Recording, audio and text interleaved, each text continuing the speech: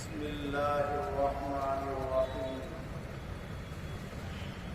ما کان اللہ لیطلعکم علی الغیب ولکن اللہ یجتبی من رسلہ من یشاء فآمنوا باللہ ورسلہ۔ اللہ تبارک و تعالی اپنے کلام عظیم میں ارشاد فرما رہا ہے کہ اللہ تعالی اپنی چھپی ہوئی باتیں کسی پر ظاہر نہیں فرماتا اور اپنے غیب پر کسی کو مطلع نہیں کرتا۔ ہاں، اپنے رسولوں میں سے اگر وہ کسی کو چاہتا ہے تو اپنی غیب کی باتیں ظاہر کرنے کے لیے بھی چن لیتا ہے اور ان کے سامنے اپنے چھپے ہوئے راز بھی ظاہر فرما دیتا ہے۔ بس تم تو اللہ اور اس کے رسولوں پر ایمان رکھو۔ حضور نبی اکرم صلی اللہ علیہ وسلم کی مبارک زندگی کی جو سب سے پہلی جنگ ہے وہ جنگ بدر ہے، اور جنگ بدر کے موقع پر اور اس سے پہلے اللہ تعالیٰ نے اپنے نبی صلی اللہ علیہ وسلم کے عجیب عجیب حال ظاہر فرمائے۔ ان حالات سے یہ پتہ چلتا ہے کہ جب کسی کے اوپر جو مظلوم ہے، کمزور ہے، کوئی دشواری کی حالت پیش آتی ہے تو اللہ تعالیٰ وہاں اپنی قدرت کا کوئی کرشمہ ظاہر کرتا ہے اور کمزوروں کی مدد فرماتا ہے۔ اور اگر وہ اللہ کے کسی نبی کا زمانہ ہوتا ہے اور کوئی اس کے مقبول بندوں پر پریشانی آنے والی ہوتی ہے اور سخت دشواری کا مرحلہ ہوتا ہے جہاں بندوں سے حل ہوتا ہوا نظر نہیں آتا تو اللہ تعالیٰ اپنے نبی کا کوئی معجزہ ظاہر فرماتا ہے۔ اور اگر وہ کسی نبی کا زمانہ نہیں تو اللہ کے ولی تو قیامت تک رہے گا۔ اگر کوئی ایسی دشواری کی حالت سامنے آ جائے جس کا کوئی حل نہ ہو تو اللہ تعالیٰ وہاں اپنے کسی ولی کی کرامت ظاہر کرتا ہے۔ کبھی وہ کرامت عام کر دیتا ہے، سب کو خبر بھی ہو جاتی ہے، اور کبھی جس کے ذریعے سے ظاہر کرتا ہے اسے خبر ہو جاتی ہے اور اسے پتہ ہوتا ہے کہ اللہ نے یہ کام اس طریقے سے کر دیا اور وہ اللہ کا ولی اس کا ذریعہ بنا، ورنہ کوئی صورت نظر نہیں آ رہی اس کے حلوں میں۔ چنانچہ جنگ بدر سے پہلے بھی اور بعد میں بھی ایسے ہی حوال ظاہر ہوئے۔ حضور نبی اکرم صلی اللہ علیہ وسلم ابھی تو ہجرت کر کے نئے نئے مدینہ منورہ میں آئے۔ مسلمانوں نے نئی نئی بیعت کی تھی حضور کے ہاتھ پر اور یہ عہد کیا تھا کہ جب تک حضور آپ مدینہ منورہ میں ہمارے پاس ہیں کسی کی ہمت نہیں ہے کہ آپ کو کوئی نقصان پہنچائے۔ یہ معاہدہ نہیں تھا کہ ہم اگر آپ کا دشمن کوئی آئے گا تو شہر سے باہر نکل کر بھی لڑیں گے، اور یہاں موقع تھا شہر سے باہر نکلنے کا، کیونکہ حضور صلی اللہ علیہ وسلم کو اور مسلمانوں کو مکہ مکرمہ میں مشرکین نے جو تکلیفیں پہنچائی، جو نقصانات پہنچائے، اب اس وقت ان سے کچھ بدلہ لینا تھا۔ مشرکین مکہ کا ایک قافلہ ابو سفیان کی جو ان کا سردار تھا مکے والوں کا، ان کے نگرانی میں ملک شام گیا ہوا ہے اور مال تجارت کافی وہاں سے خرید کر، خاص طور سے غلہ جو ضرورت تھی مکے والوں کی وہ خرید کر وہاں سے واپس آ رہے تھے۔ حضور صلی اللہ علیہ وسلم کو بدلہ لینے کے لیے اس قافلے پر حملہ کرنا تھا اور اس کو لوٹنا تھا، تو حضور صلی اللہ علیہ وسلم نے پہلے مسلمانوں کو آزمایا کہ یہ میرے ساتھ چلنے کے لیے تیار بھی ہوں گے یا نہیں۔ آپ نے مشورہ کیا تو جو انصاری ان کے سردار تھے حضرت سعد رضی اللہ عنہ، سارے انصاری ان کے اشارے پر چلتے تھے، وہ کھڑے ہوئے اور عرض کرنے لگے یا رسول اللہ، معاہدہ آپ کا ہمارا حکم کا، اب تو ہم آپ پر ایمان لے آئیں، اگر آپ حکم دیں گے ہم سواریوں سمیت سمندر میں داخل ہو جائیں تو سمندر میں داخل ہو جائیں، آپ ہم سے فرمائیں گے دنیا کے کسی کونے پر بھی چلے جائیں تو ہم وہاں پر چلے جائیں گے، نہ زندگی کی پرواہ کریں گے نہ موت۔ حضور نبی اکرم صلی اللہ علیہ وسلم ان کی یہ باتیں سن کر خوش ہو اور زرہ پہن کر اچھلنے لگے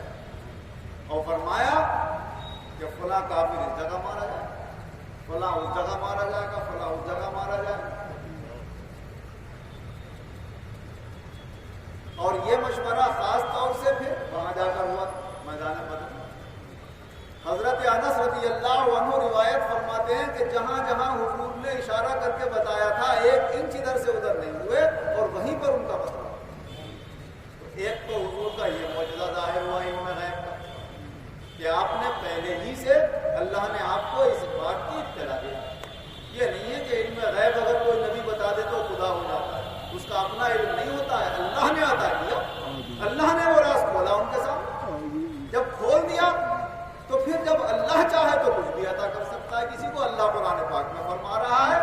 کہ ہم اپنے غیب کی باتوں پر ہر ایک کو مطلع نہیں کرتے ہیں، اپنے رسولوں میں سے جس کو چاہتے ہیں چن لیتے ہیں اس کام کے لیے۔ تو جب رسولوں میں سے کسی کو بھی چن لیں تو جو رسولوں کے سردار ہیں اللہ نے ان کو کن نعمتوں کے لیے چنا۔ اور دوسرا یہاں پر یہ غیب ظاہر ہوا کہ جو لوگ وہاں پر قتل ہوئے ہیں جن کے بارے میں حضور نے نام لے کر بتایا کہ ابو جہل یہاں مارا جائے گا، عتبہ یہاں مارا جائے گا، شیبہ یہاں مارا جائے گا، امیہ بن خلف یہاں مارا جائے گا، ان لوگوں میں سے کوئی بھی ابو سفیان کے قبیلے میں نہیں تھا اور ان کے قافلے میں ساتھ میں نہیں تھا۔ تو معلوم یہ ہوا کہ سامنے سے تو یہ دکھ رہا تھا کہ حضور اس قافلے کو لوٹنے کے لیے جا رہے ہیں، مگر حضور صلی اللہ علیہ وسلم کو یہ بات بھی معلوم تھی کہ اس قافلے کو بچانے کے لیے مکے والے آئیں گے اور ان میں جو کافر ہیں اور وہاں جو موجود ہیں ان میں سے فلاں فلاں یہاں مارے جائیں گے۔ مسلمانوں کو یہ خبر نہیں، چنانچہ ایسا ہی ہوا۔ یہ تو صرف ایک قافلے کو لوٹنے کی تیاری سے نکلے تھے، 313 لوگ، تھوڑے سے ہتھیار، تھوڑی سی سواریاں، کوئی جنگ کرنا تھوڑی۔ مگر جب میدان بدر میں پہنچے تو کسی مخبر نے، منافق نے دونوں جگہ خبر پہنچا دی، ادھر قافلے والوں کو بھی خبر پہنچا دی کہ ایسے ایسے ہونے والا ہے، اور مکے والوں کو بھی خبر پہنچا دی۔ وہ قافلہ بچانے کے لیے بھی اور اس غرض سے بھی کہ اب ہم بالکل مٹا ہی دیں گے مسلمانوں کو، بڑی تیاری کے ساتھ نکلے، 1000 کا لشکر، 1200 کا، اور ہتھیار اور بڑی بڑی طاقت، زرہیں اور بڑے بڑے بہادر فوجی ان کے ساتھ، وہ سب آ گئے۔ ابو سفیان کو کسی دوسرے راستے سے نکل گئے، یہاں ان کا آمنا سامنا ہو گیا اچانک، لیکن اچانک آمنے سامنے میں بھی اللہ تعالیٰ نے حضور کو تو خبردار کر دیا، خوشی خوش تھے آپ وہاں پر، اور اللہ نے ایسا کرم فرمایا کہ اس چھوٹے سے لشکر کے ذریعے 70 لوگ وہاں ان کے قتل ہوئے، کافروں کے، مشرکوں کے 70 گرفتار ہوئے اور بے شمار مال غنیمت آیا، اور اللہ نے اسلام کی عزت ادا کی۔ اللہ تبارک و تعالی بڑی عظمت و شان والا، وہ اپنی شان کبھی اپنے رسولوں کے ذریعے ظاہر فرماتا ہے، کبھی اپنے ولیوں کے ذریعے ظاہر فرماتا ہے، اور کبھی اپنی کائنات میں بہت سی نشانیاں ظاہر کر کے کرتا ہے، اور ہر چیز اس کائنات کی اللہ کی ایک نشانی ہے جو اس کے ذات و صفات پر دلالت کرتی ہوتی ہے۔ اور اس بدر کے موقع پر، جنگ بدر کے موقع پر عجیب احوال بھی ہوئے، خیمے میں بیٹھے ہوئے اور دعا کر رہے ہیں اللہ تعالیٰ، اور حال طاری ہوا تو ایک دم زبان سے یہ جملے نکلے، اے اللہ اگر تو چاہے گا تو آج کے بعد تیری کوئی عبادت کرنے والا نہیں، یعنی اگر یہ تھوڑی سی جماعت فنا ہو گئی جو تیرے نام پر زندہ ہے اور سب کے سب عالم کے لوگ بگڑے ہوئے ہیں، یہ فنا ہو گئے تو کون تجھے مانے گا، کون تیری عبادت کرے؟ حضرت ابوبکر صدیق رضی اللہ عنہ نے ہاتھ پکڑا، یا رسول اللہ اب اللہ کافی ہے ہمیں، اب اتنا مت کہیے اللہ۔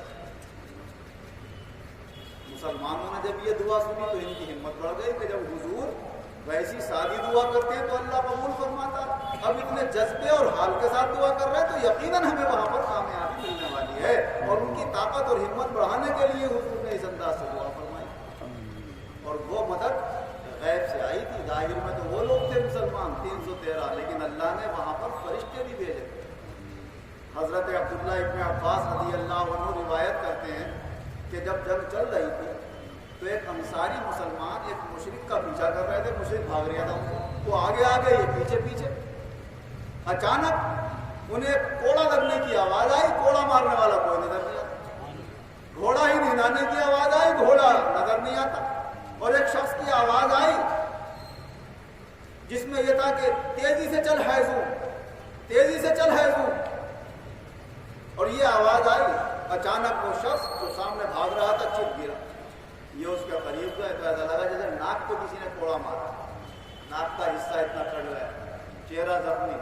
پورے بدن پہ کوڑوں کے نیل کہ جس نے پورے بدن پہ کوڑے ہی کوڑے اس کے مارے، اور مر چکا تھا۔ جب جنگ ہو چکی حضور اکرم صلی اللہ علیہ وسلم کی خدمت میں حاضر ہوئے، کیا یا رسول اللہ ایسا ایسا کاٹے ہوگا، کوڑا مارنے والا کوئی نظر نہیں آتا، کوڑا نظر نہیں آتا، آواز آ رہی تھی اور حیزوم کا نام ہے، ارے کہا جبریل امین علیہ السلام تھے، ان کے گھوڑے کا نام ہے۔ تو اللہ نے وہاں پر جبریل امین کا حال حضور کے امتی پر ظاہر فرما دیا، حضور کے صحابی پر ظاہر فرما دیا۔ تو اللہ نے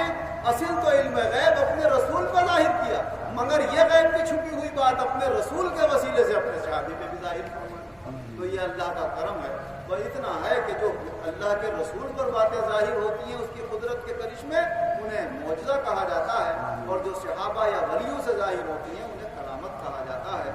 ہمارے یقین اور ایمان میں کمزوری آئی ہے جس کی وجہ سے ہم کوئی پریشانی کی صورت دیکھتے ہیں، ورنہ اللہ کی مدد ہمیشہ سے ہے اور ہمیشہ رہے گی۔ ہمارے پیر و مرشد مولوی ریاض الدین خان صاحب رحمۃ اللہ علیہ فرماتے تھے،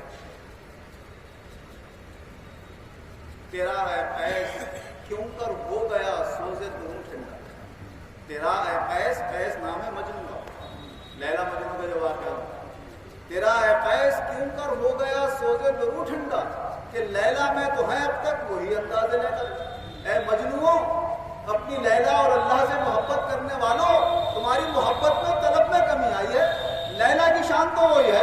اللہ میں نہ کبھی تغیر آیا ہے اور نہ کبھی آئے گا، وہی اس کی قدرت ہے، وہی اس کی طاقت ہے، وہی اپنے مخلوق پر وہ مہربان ہے، اور اپنے ماں باپ سے بھی 70 حصے زیادہ مہربان ہے، اس کی شان ہمیشہ سے وہی ہے۔ کمی ہماری طرف سے آئی ہے، اس لیے ہمیں پریشانیوں کی صورت دیکھنا پڑتی ہے۔ اللہ تعالی ہماری کمیاں دور فرمائے، ہمارے عشق و محبت میں، ایمانی جذبے میں اللہ تعالیٰ اور اضافہ فرمائے، اور ایمان اور عزت کے ساتھ بآسانی اللہ ہمارا خاتمہ فرمائے، اور ایمان اور عزت کے ساتھ اللہ آخرت میں اپنے مقبول بندوں کے ساتھ ہمارا حشر فرمائے۔ آمین وآخر دعوانا الحمد للہ رب العالمین والعاقبۃ للمتقین والصلاة والسلام علی خیر خلقہ محمد وآلہ واصحابہ اجمعین۔ اے اللہ ہمارے گناہوں کو معاف فرما، آئندہ گناہوں سے بچنے کی توفیق عطا فرما،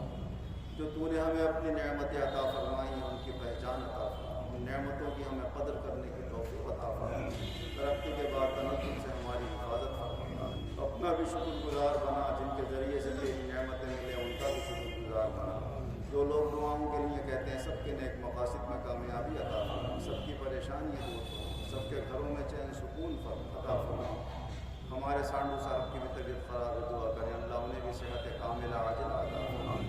آمین بجاہ النبی الکریم وبحرمت السائر المرسلین وصلی اللہ تعالی علی خیر خلقہ محمد وآلہ واصحابہ اجمعین برحمتک یا